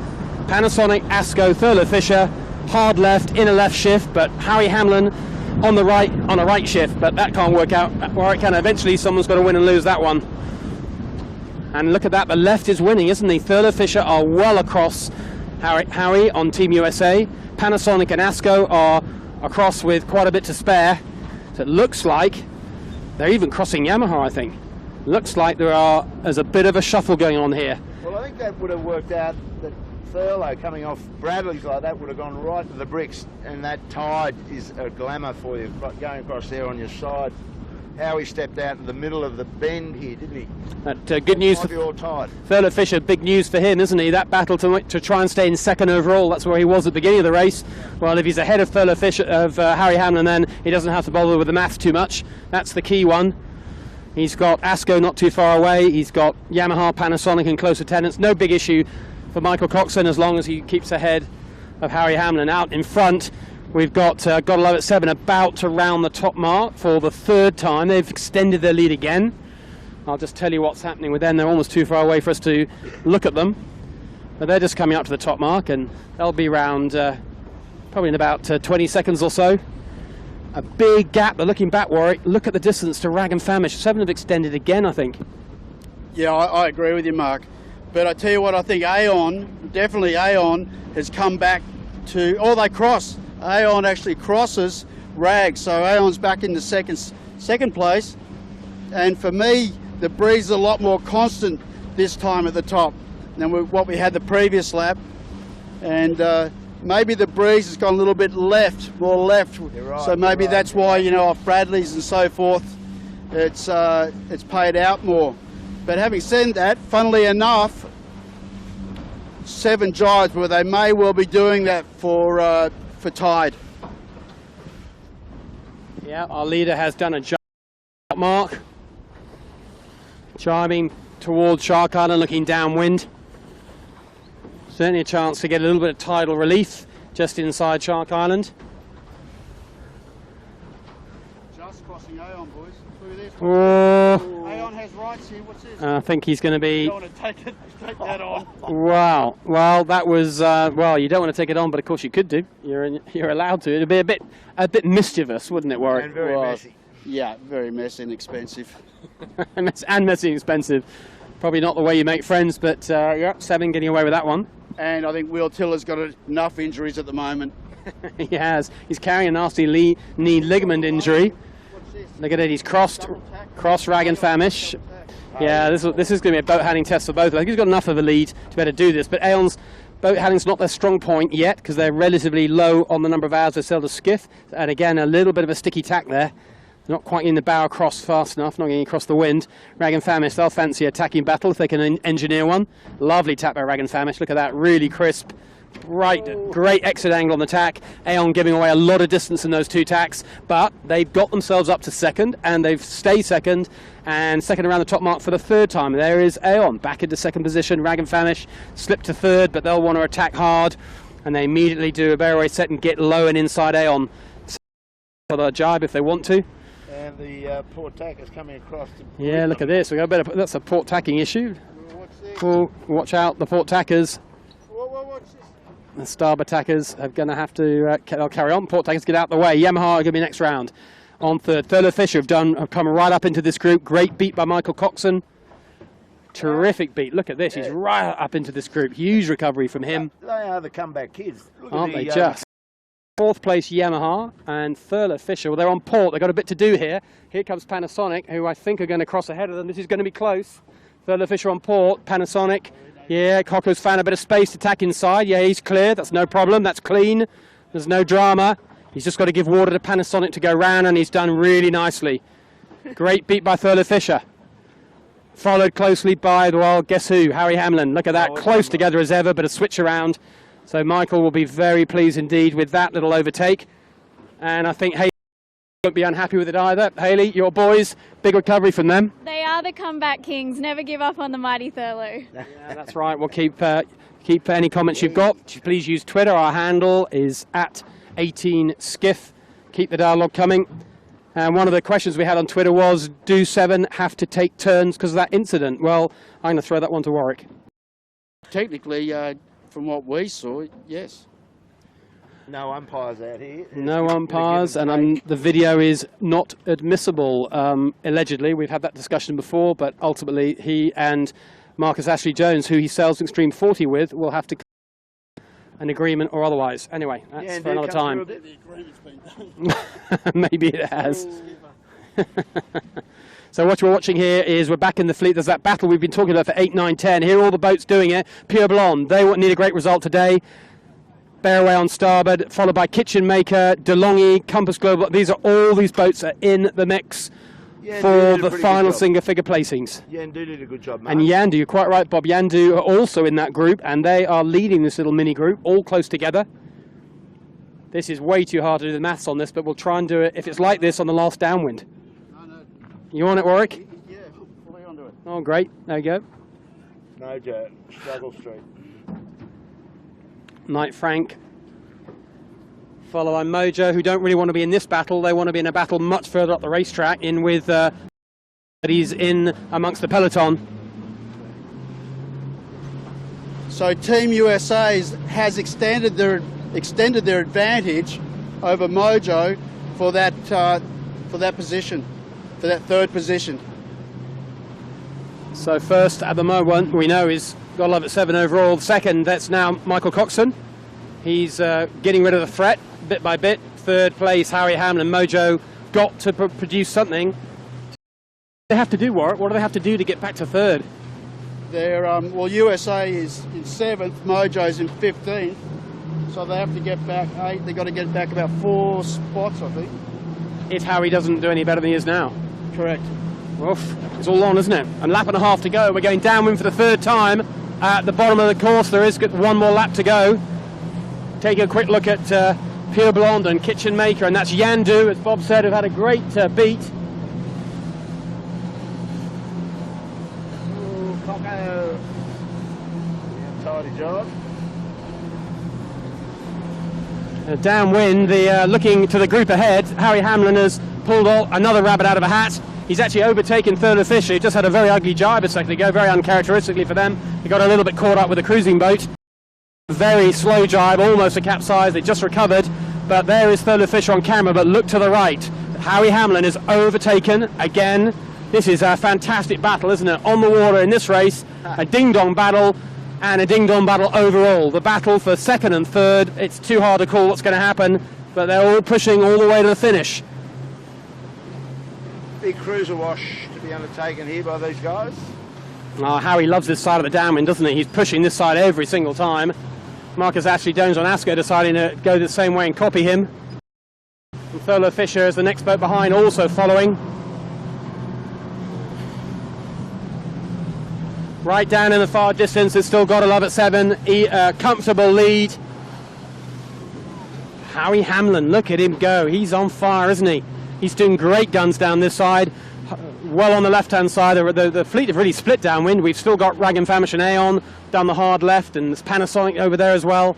But on this side of the race course, it's Howie putting on a great performance. About to jibe into the bad water here. So just on this battle, Mojo has to make up another 5 places now that USA has got ahead of Thurlow for them to tie on points, and then Harkin wins, or Team USA wins on a countback.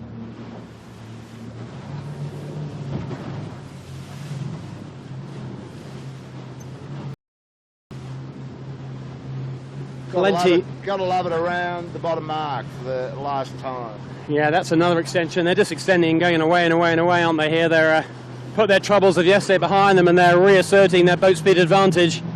That's for sure. They're just playing quick. They are round the bottom mark for the last time, beginning lap 4, the final lap. A regatta they've already won, but a race they want to remind everyone just how it is they've won, reasserting themselves as top dogs. They had kind of an alright start, not the best start, but they picked their way up the first beat, but then they really took off downwind, and well, it's all been God love 7 ever since then.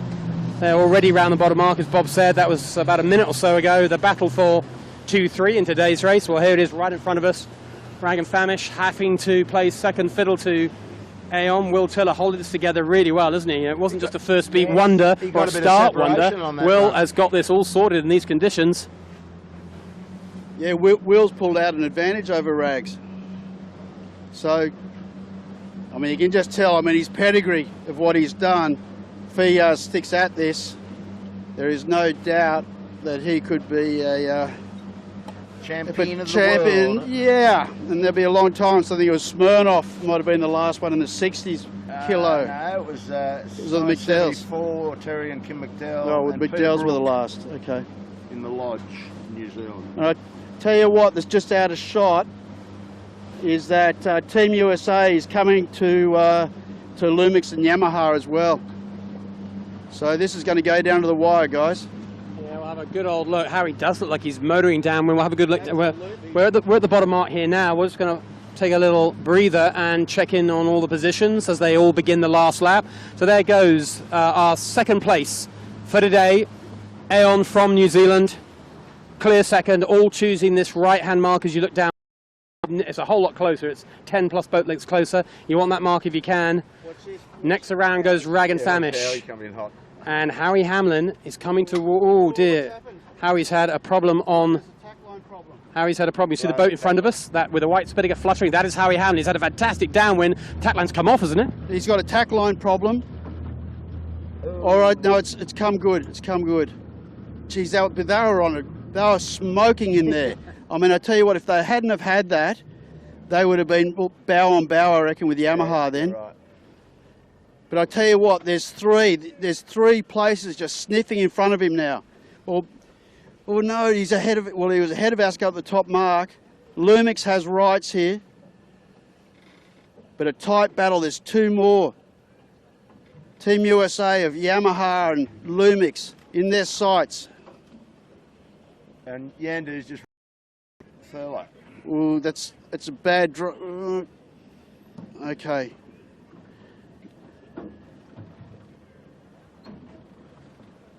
So now it's getting intense because these boys want the podium. Team USA want the podium bad. That would be just an unbelievable result. Woody's got in front of Thurlow there, was it? Yeah.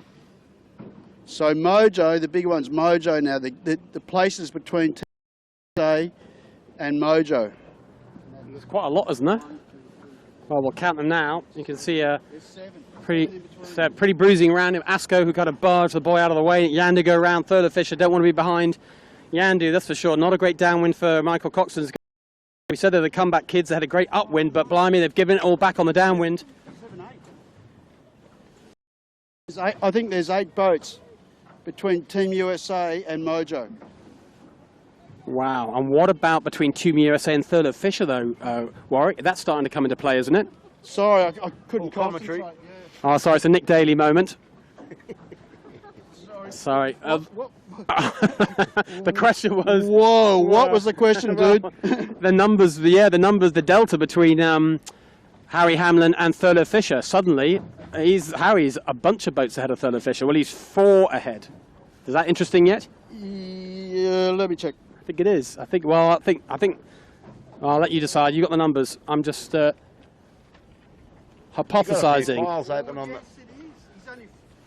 Mark, guys, he's only 5 points overall behind Thurlow. So. And he's won a race.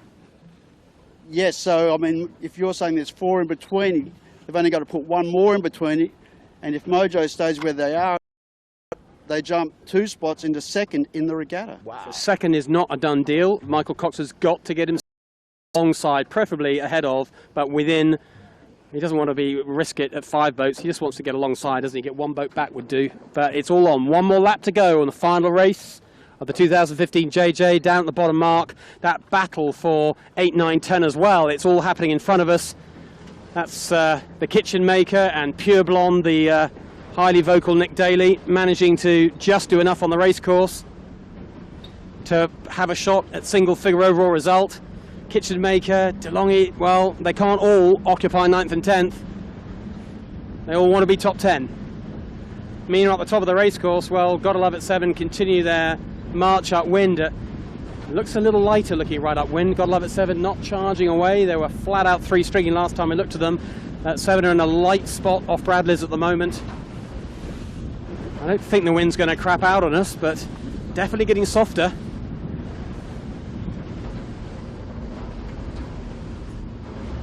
About 20 minutes sailing of the last race of this year's series. Be kind of good if the Kiwis came right, wouldn't it? Kind of like Will Tiller and his guys to hold on to second. We want a good result from them. Absolutely. I mean, the guys, he's shown his class, what he's done in the World Match Racing Tour. And, you know, he said to me, you know, I just want to sail fast boats now. He's sailing a foiling cat in New Zealand, and he's doing this. And what's of interest to me right now is that Team USA has pushed out to the right, and they're very bowed down as they tack. So they're going to come back. They're going to come back on a good angle. The only thing is, remember, Asko was ahead of them, so they haven't lost a place there. But more, we won't know for a while, actually. So we've got Yamaha in the left, Panasonic in the left. Gone pretty choppy again, hasn't it, this breeze? Right where we are, it is. Yeah. So, did Asko lead Howie at the bottom? Yes. Howie's caught up to them. Asko, that's another place. Big. So Howie moves up another place. They just did enough there. They had rights on Asko. And you could see Asko were having a sniff at crossing. Well, we've got an issue. We've got a small little issue with the tiller extension skip. Let's just dive in and sort something out for Howie. So now Yamaha's tacked back. So they're coming up towards Panasonic, but they have moved up a place. Bit of right pressure too, isn't it? Every time he gets a puff, the bow goes up. It all looks good on the right at the moment. I think he'll be pretty happy to be right of Michael Coxon. He's extended on Coco a lot in distance. And maybe not too many in the way of placings, but a lot of distance. And we'll count the places at the top mark, of course, and we'll have a really good idea about what needs to happen on the downwind. Well, we may not know the second and third podium until we cross the line. bit of a feeling of last year, Bob, isn't it? Deja vu. It's all going to go down. I've got a feeling to the last jibe. Yeah, you betcha. Thurlow has to get up one more at the moment. So in front of us there is Harry Hamlin, and you're about to see off his bow, the left-hand side, the port side, Yamaha are crossing him. They're nicely ahead. They've got a decent bit of pressure. And 3 or 4 boats back is Thurlow Fisher. We'll have a little look at them in a while as they get all closer together. Right off Bradley's. Well, there is Thurlow Fisher just there. Let me just give you a quick check-in on the relative positions. Thurlow Fisher just tacked. Yeah, so Warwick's saying 4 in between them, which is just okay for Thurlow to second, but only just. Well, Thurlow Fisher have won a race as well, haven't they? So if there's count back, we'll have to double check. I think they've got the same first. Then we have to go to seconds. Well, I know Harry's got a second. We'll have to check. I've got a feeling Thurlow have as well. Anyway, we'll check all the results in a second and give you an idea what would happen if they were equal on points.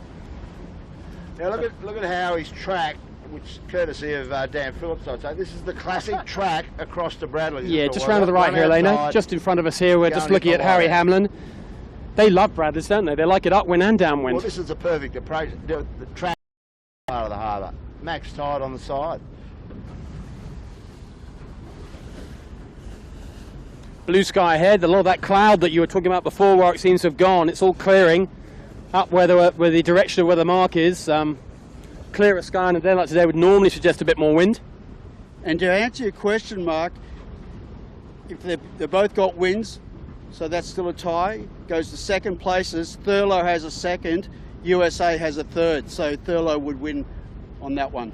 So count back, if it goes level points, we'll go to Thurlow. So Howie, I'm sure, will know that. We've done the maths beforehand, so he knows what he's got to do. They tack. Look at Jono. Neat little tack. Look at this, Howie's into Lumix. Lovely battle on Panasonic Loom. Look at these two going together. Both did really nice tacks, both off the corner. And they've both got a lane. And what they do, I reckon, tack pretty damn close to these two. Well, Aeon, you can see, is launched off on the far side, off the bow of both those boats. There is Aeon, just to the left of the picture. A long, long way clear in a very comfortable second position. Our leader, God Love at 7, is pretty only about a minute or so for the top mark, so they are clear and gone in first. Rag and Famish is looking like she's third, just behind Aeon, but here's the battle for 4, 5, 6 and 7. Right in front of us, that was Rag and Famish. She's in, you're looking at now, that's in second, and in front of us here's Yamaha, Panasonic, Harry Hamlin and ASCO coming towards us as well. And Yandu are joining the party, and the one boat we are not mentioning here is Thurlow Fisher. They're off the back of this group, they've got work to do. Coco's got a bit on here. Well, Cock, how's this race for the podium just for today's race? Have a go at them all lining up for a ripper. Well, that's second. Third, and there's the pack. Great racing. But what, yeah. Whoa. Yeah, because like Howie's trying to sneak past Yamaha and Lumix, Thurlow's trying to sneak past the others. It's sort of, and Howie's going to run out of opponents soon, because I don't think he's going to get to Rags, but he's definitely got a good shot at Lumix and Yamaha. And then we can't work out the gaps for Thurlow, Coco and the boys of what opponents they've got, what the gaps are to the next opponents for them. So it's going to come down to this run. The downwind, of course, was where Howie did so well last time. He'll remember that. Poor run, they'll remember that too. Pressure's on both of these boats. Meanwhile, at the top of the course, our race leader, God Love at 7, have just gone round the top mark for the last time. And they, it's going to be like probably a minute and a half or so. There they are on camera. They've just launched their kite. That's a simple bearaway set for them. It's a run down of the finish. They haven't got a light, shifty breeze like a year ago with boats breathing down their neck. They've got a big, clear lead. No. Safe as houses, mate. If they had a beer, they can open now, wouldn't they? There's a smile on their faces for sure, because they're going to go out. Catastrophic happens, they're going to go out with a win, and maybe, just maybe, we might be seeing the end of that team together. Oh, there's an interesting comment. We'll come back to that in a second. Who knows? Well, maybe if you're watching us and want to comment on Twitter, there are rumours in the boat park that God Love 7 won't be racing again next year. We know Sam Newton's off to sail with Oracle. Going to be living in Bermuda soon, so they lose one of the crew, and the other two, well, will they want to do it again? Will they want to try and beat another record? I don't know. Or what does Sevy want to do? I mean, he's obviously got eyes on the professional game. He is a professional right now. He's got the Extreme 40 gig going. Can't tell me he wouldn't want a cup gig. Well, Howie Will Hamlin's he get a looking cup for gig? sponsor. Not sure. That's the question. Not many cup teams are there, so not many jobs going. Anyway, here we are. Second on the water, it's Aon, Will Tiller. Great performance from him today. He's sailed nicely, but he's been quick enough too, hasn't he? No shortage of pace. He's had a lot of very good boats nipping around him, and he's just put it all together beautifully. Great performance, really impressive there on. Give them another few days on the water to sharpen the boat handling, and they'd be right in this. And I think that windward leeward racing really lends itself to these sort of guys, was, you know, that they do that short, sharp, hard decision-making process all the time, and certainly, you know, on shorter windward lewards, you've got to make those instantaneous calls a lot more than what you would on those sort of longer traditional courses that the 18s do. So second round Aon, top Kiwi of the day. Top Kiwi here is going to be David McDermott's Yamaha, who are only a couple of boats back. They're going to be going around in about a minute or so's time. But today, Aon flying the colours of New Zealand, doing a great job. Third round, Rag and Famish, a mixed series for them, that's for sure. Jack McCartney will want to rather forget this JJ. He's had moments of brilliance, but gear failures and retirements and a poor race yesterday, not what he wanted. Next around, well, it's all going to get interesting. Any second now, we're going to do the maths for you about who's got to finish where to achieve second and third. That's the really interesting battle. Look at Harry Hamlin coming on starboard, coming into Yamaha. He's overlaid, but he's coming at pace. He's attacking Yamaha. He could roll Yamaha here. This is the rounding for fourth position. Fourth round is Yamaha, but overlap with Harry Hamlin. What a fantastic beat Team USA have had. Fifth place, Harry Hamlin. All going to be bearaway sets here. Then it's Lumix, then it's Asco. And the key thing here is it's then Thurlow Fisher and Yandu. I don't think Thurlow Fisher are laying this mark. Thurlow Fisher on camera now. Look at the upwind. Thurlow Fisher and Yandu. Thurlow Fisher got two more tacks to come here. Well, Yandu are definitely ahead of them. And Pure Blonde won't be that far behind either. In a second, Warwick, I know you're working on it now. You're going to have to tell us what Thurlow Fisher's got to do. Got to get serious whip out. I think so. We're just seeing Yandu crossing ahead, easily ahead of Thurlow Fisher. At a distance, and Thurlow Fisher will go round ahead of Pure Blonde, but not that far ahead. That's another boat they're going to have to worry about. Could ruin the party for them.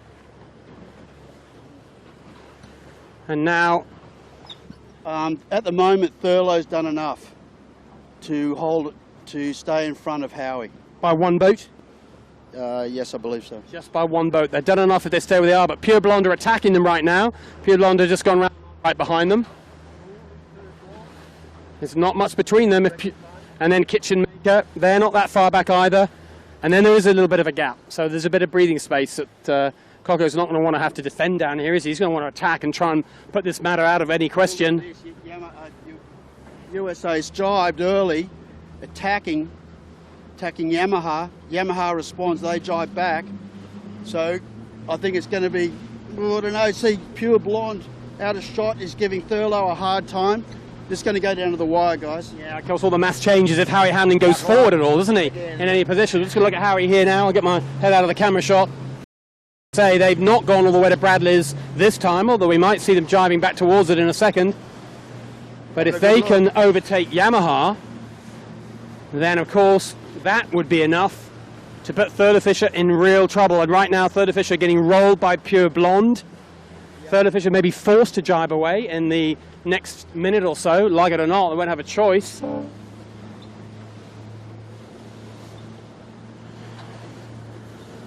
It's all on. You wouldn't want to bet right now. We know who's won the regatta. We know who's won this race. That's Gotta Love at 7. They're not far off the finish line right now. They're so far away we won't be able to hear the crowd cheering, but plenty of time for that later on today. The intriguing battle is who's going to be second and third. Yeah, now Team USA getting a little bit of a push down. Well, what was that? Just come around, turn your head around to the left. Asco. Bow down, smoking. Yep, and you know who first? Between USA and Yamaha, it's going to be USA. So they're not quite in it, but they are bowed down. They're starting to close gauge with Yamaha. Yamaha has to slow down and duck another opponent. Look at this. Yamaha down 20 degrees in that gust. Coming down over the top of Yamaha. We'll just line them up with Asco here to give you a good indication of how it's all panning out. So we've got our, we've had a change in our downwind helmsmen today. We've got Marcus doing the steering, not Doro. Now Yamaha has the pressure, but that was a gain to USA. You can see the boys discussing the pressure, looking for it, looking for a jibe back soon, but I think they'll continue on here for a while. The pressure's just too good. It looks like Harry could jibe and cross if it was literally a one-on-one. It's not yet, it's too early for that right now. Looking ahead, I've got Aon running into a bit of a light spot off Clark Island, but all the boats will have spotted that. They may want to go too far there. And behind us, the battle between Thurlow Fisher and Pure Blonde. Well, Thurlow Fisher have done pretty nicely by the looks of it with Pure Blonde. They jibed inside them. Yeah, well, ooh, it's a way back. We'll see. And there's a ferry going to get involved in that little battle. That's just behind. We're having a quick look just there. There's Thurlow Fisher. Closest was with a white spinnaker. To the left, that's John Winning Shandu. And just behind, that's Pure Blonde. And yeah, and Michael Coxon's got a lovely pressure rolling across him now. Exactly what I was going to say is that, Pure Blonde. So that Thurlow moves in front of Pure Blonde. Thurlow's in the same pressure. This whole group's in at the moment. So the good press down and going really fast. That's a critical overtake, isn't it? Yeah, very critical. Coco can only beat the people around him. He's got to hope that Harry... Our champion has crossed the line for everybody's interest. The JJ Giltinan champion has just finished. I think it's going to go... I think we're going to end up on equal points, and I've got a feeling Coco's going to win it on countback. Here we go. Harry jives back on starboard jibe. He's going to cross Yamaha. He's not that far. Well, he's a bit behind Rag, isn't he? If he could get into Rag and Famish, well, that would change the result. But that's a proper overtake. Harry Hamlin also, all he can do is beat the boats around him and hope that the maths works out for him. Well, a great overtake there. Awesome downwind performance. It's going to be a close battle, isn't it? God Love at 7 have, whilst we've been talking here, they have crossed the finish line already. So that is done and dusted.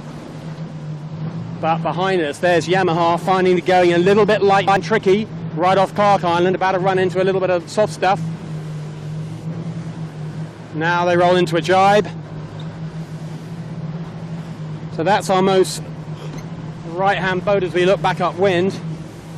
We've got Asco jibing, we've got Looming. It's all going on here, isn't it, really? It's just so busy. Thurlow Fisher coming down here with in a pressure line. Coco's had a really good spell the last minute or two. He rolled Pure Blonde. He got into that breeze that we showed you, and he rolled across the bow of them. And since then, he's been on the attack. He's in the same piece of water as Harry Hamlin, a bit further back, but he's going broadly the same way. They're both like the right-hand side as you look downwind. So there's Cooper's, and behind Cooper's to the left, that little white kite, that is Harry Hamlin. And look further to the left, there is Thurlow Fisher. That's how close it all is. Second about to cross the line, a fantastic performance from Aon. Let's not forget front Aon, not a great result overall for them. Will Tiller, very new to the class. He's been off the helm most of the week with a damaged knee. He's back on it today. Knockout performance from New Zealand, Aon, Will and his crew. I hope we see them back again at the next JJ. We need crews of their class. Awesome performance with so little time in a skiff. Great job. Aon, they go around in second. Third across the line. A much better day for Rag and Famish. These guys we talked about as potential winners of the JJ. We thought they'd be right in amongst it this year. Hasn't quite happened. Maybe next year, Bob, for Rag and Famish. Yeah, they just get out of sorts, don't they, at the worst possible time. As I kept saying, if you want to go shark fishing, get big lines. Get big lines indeed. Fourth place. There goes Yamaha in fourth, and fifth place. So we now know where Harry Hamlin is. He in front of him. He'll be disappointed with that. But he goes around in fifth. Sixth, Asco. By the looks of it, seventh, Lumix, or maybe the other way around. The bias is on the pin where we are. Yeah, Lumix going to get this. And it's Asco. That's 2 Delta. And 2 boats finish behind Harry Hamlin. And there's a third boat, which is Yandu, but fourth boat is going to be Thurlow Fisher. I think Yandu are going to get the bias on this. It's going to be a 4-point spread. That's going to be enough for Michael Coxon by 1. This is important. Wow, this is important. Just watch it. Stay there, come on. Yandu. Yandu used the and it's Thurlow Fisher, and now Warwick is going to do the maths. No pressure. Just enough for Thurlow Fisher. Yes, 29 to 30. Now the next one's mode. So, yep. So Thurlow beats Team USA by 1 point, 29 to 30. Now we're just going to have to wait to see where Mojo comes, to see whether Harkin USA can get on the podium in third spot. Yeah, we've barely mentioned Mojo. They've been way back, haven't they? Disappointing for them today. We thought they'd be right in amongst it. It just hasn't been their day. And there's a lot of boats between them and the finish line, that's for sure. Next across, there goes Pure Blonde. That was the boat that was actually pressurising Thurlow Fisher at the beginning of this run, but Coco and his boys had just a few too many skills for them and rolled them, and then managed to find the puff and kind of destroyed them, actually, the last couple of minutes. It's a massive delta, isn't it? Let's be honest. A massive delta. Back their bottom. Good job by Thurlow Fisher, showing the class at the end, that's for sure. Next across the line, there is the kitchen maker. Good job there. Mr. Zen. Mr. Zen. John Sweeney. Yoga Sweeney. There he goes, cool as the proverbial cucumber across the line. And next across looks like it's going to be DeLonghi. Well, that's an interesting bit of maths. Will DeLonghi make the top 10, which is what their target was?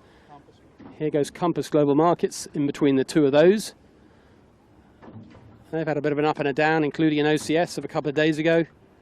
So they will cross the line jibe just by the committee boat. And here comes DeLonghi. Well, Mojo still, I reckon there are another few boats to finish at Warwick. There's another going to kick inside. Here's DeLonghi going to cross in front of them. Nice job by Commodore Simon Nern and Kieran, and of course Rolo in the middle. Decent last day for them, but look what's happening here. It's C-Tech, and then it's the Kiwis, Knight Frank, and only then is it Mojo. What's the story, Warwick? Yeah, I think USA's done it. Let me double check. I think they've done it. So here we go. C-Tech cross next.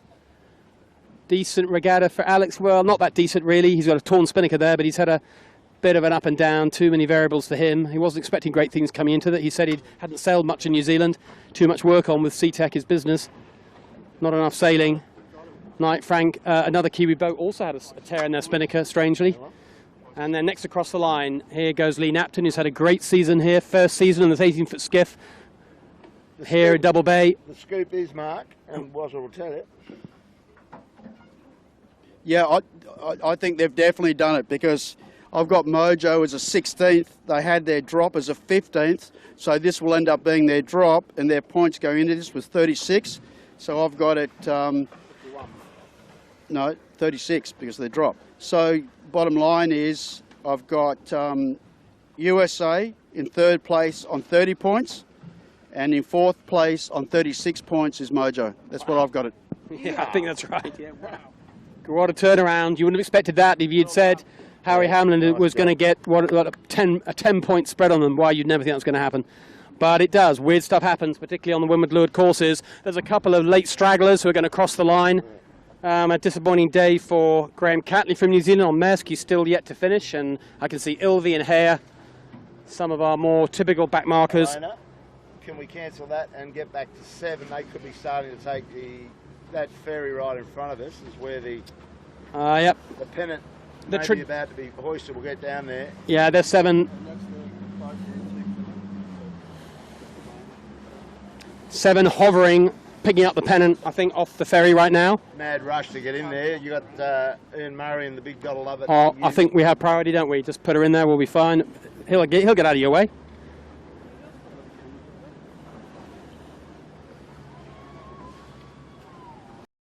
There they are. There's the Gotta Love It 7, our winner of the series. They won it yesterday. They didn't even have to race today. They're getting handed beers. Where does the pennant get attached here, Bob? How does it work? Onto the spinnaker hat. This is a great tradition, folks. Started in 1935 when JJ Giltinan hosted his first championship. And every year the winner goes alongside the spectator ferry and all the celebrations begin. Great scene. And of course, it's a big record this year. The ribbons there gone up. That's the deal. So that's 6 wins in a row for Gotta Love It 7, a pretty remarkable record. 7 wins in total for this boat and for Sevi as a helmsman. And he did actually win as a crew once, so he's actually got 8 as a helmsman. It's 7 wins. And Andrew Buckland just going back into the ferry there. Yep. Sevi's just overtaken Andrew's record for most number of wins in any position on the boat. And so Sevi goes to number 8, which he won one with Ewan McNichol. So the only record that he hasn't got is, of course, he has won 7 in a row, and if he were to win 8 in a row, well, that would be, sorry, he's won 6 in a row. Were he to win 1 more, that'd be 7 in a row. Now that would be some kind of record, but he joins a very rare group of people who've won more than 3 of these things. Trevor Barnabas has done it, Rob Brown's done it, Bob Holmes. Ian Murray, and that's it, isn't it? Bobby Holmes. You want to get a word with him? Let's see if we can. That could be a challenge, but we'll give it a go. You'll have to get it dangerously close, Bob. I know you're up for it. Well, they got beers in their hands. No pressure. No pressure at all. We'll get up close.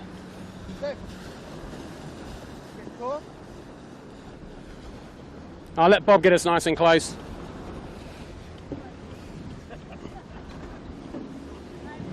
Just a quick word, mate. How does it feel? Just all that usual stuff. What's your crew like? Yeah, that was awesome. That was probably our best race of the season today. It was good shift here, and we just sailed clean and sailed well. It was really good. Now, look, you're now a record holder, 7 times winner of this, 6 in a row. Pretty awesome performance. Are you going to race again next year and try and get it to 7 on the trot? Is this crew going to sell again? No, I think that's it now. I think I'm done with the 18. I love the class. I'll probably end up filling in a lot, but I think that's the end of it. We'll see what happens next year, though. Right, mate, thanks for your time. Scotty, what's going on? Scott, are you back for more? That's a maybe. I think that's a yes. Good on you, boys. Well done.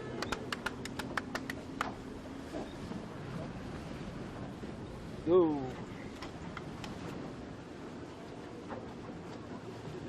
On the water interview. Good on you, Jono.